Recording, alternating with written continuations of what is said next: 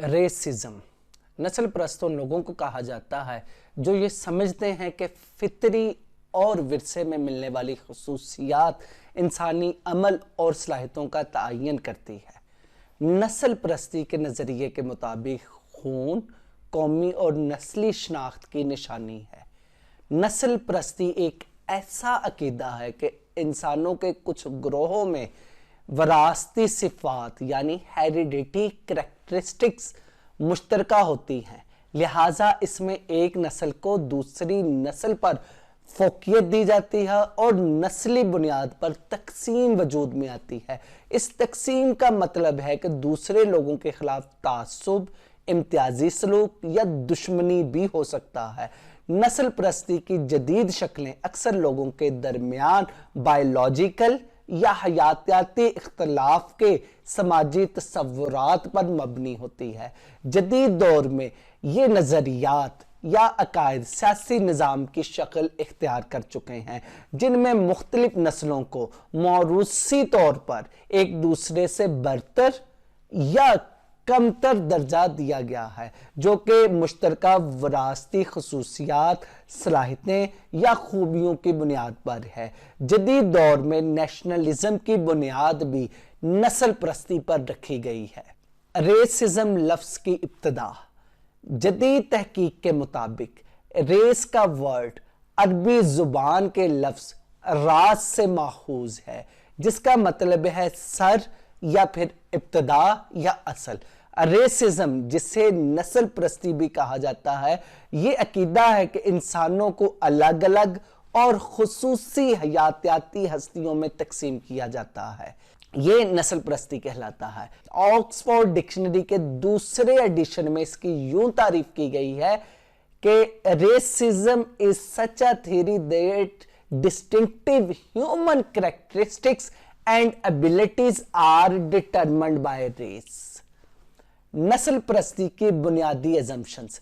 नस्ल परस्ती 3 बुनियादी मफरूजों पर मुश्तमिल है। नंबर 1 मुश्तरका नस्ल, नंबर 2 उस नस्ल की मुश्तरका खसूसियात और नंबर 3 मुश्तरका कौम यानी एक कौम।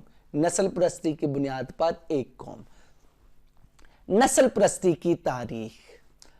अरस्तु का कहना है कि यूनान से बाहर की कौमों के लोग यूनान से ताल्लुक रखने वालों की निस्बत कमतर दर्जे के हामिल हैं। उसका यह भी कहना है कि ये लोग कमतर सलाहियतों के हामिल हैं और यूनान के लोग कसीर सलाहियतों के हामिल हैं, यानी यूनानी नस्ल के लोग जो है वो ज्यादा बासलाहियत हैं दूसरी नस्लों की निस्बत। लिहाजा यूनानी लोग बेहतरीन आका हैं और गैर यूनानी लोग बेहतरीन गुलाम हैं। रियासत हाय मुत्तहिदा अमेरिका में नस्ल परस्ती और नस्ली इम्तियाज का कानून कई सदियों तक नाफिज रहा और ये कानून 1960 की दिहाई में खत्म हुआ। इसे 1964 के शहरी एक्ट में गैर कानूनी करार दिया गया। अगर हम देखें, नस्ल परस्ती की मुमानत इस्लाम ने इब्तिदा में ही कर दी थी।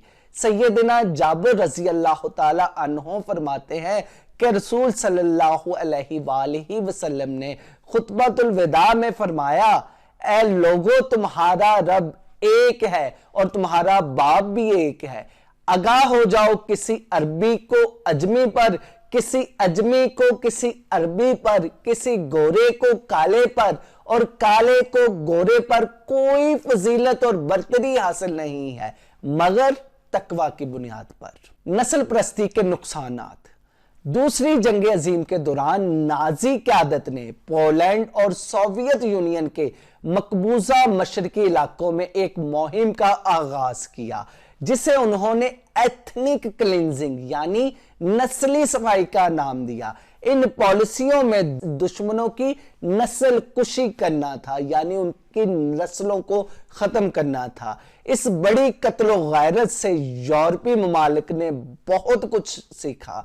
लिहाजा उन्होंने ये नतीजा निकाला कि 2001 में यूरोपीय यूनियन ने एक बुनियादी हकूक का चार्टर दिया और इस बुनियादी हकूक के चार्टर में समाजी इम्तियाज की बहुत सी दूसरी शक्लों के साथ नस्ल प्रस्ती पर वाज़िया तौर पर पाबंदी लगाई गई। इस चार्टर के आर्टिकल 21 में इम्तियाजी सलूक की मुकम्मल तौर पर ममानत की गई।